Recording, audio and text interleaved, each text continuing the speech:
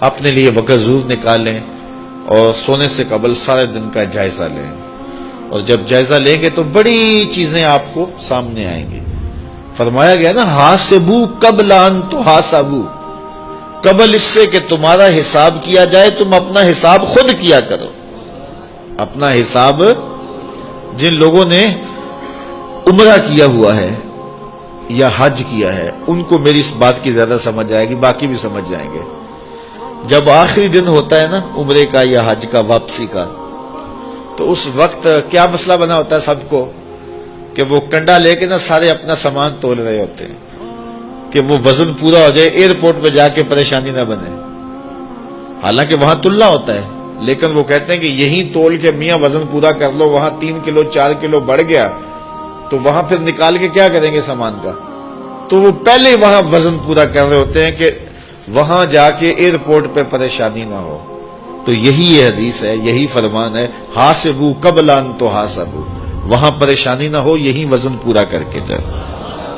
تو یہی اپنے اعمال تولو، اپنا محاسبہ کرو، اپنے آپ کو دیکھو، اپنے اندر اترو، اور پھر دیکھنا کہ زندگی کتنی خوبصورت ہو جائے گی۔ زندگی بہت بگاڑ لی، اب زندگی کو سنوارنے کی کوشش کریں۔ اور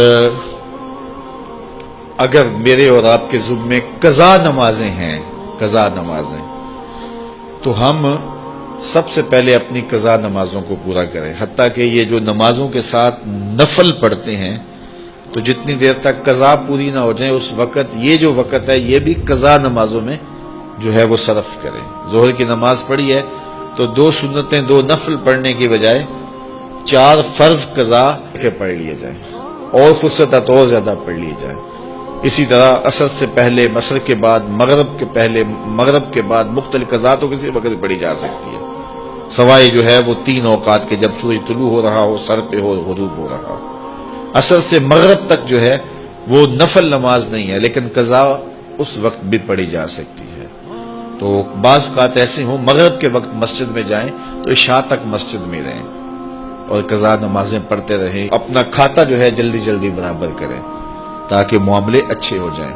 اللہ تعالی ہمیں یہ مختصر زندگی میں اپنی یاد میں زندگی گزارنے کی توفیق دے۔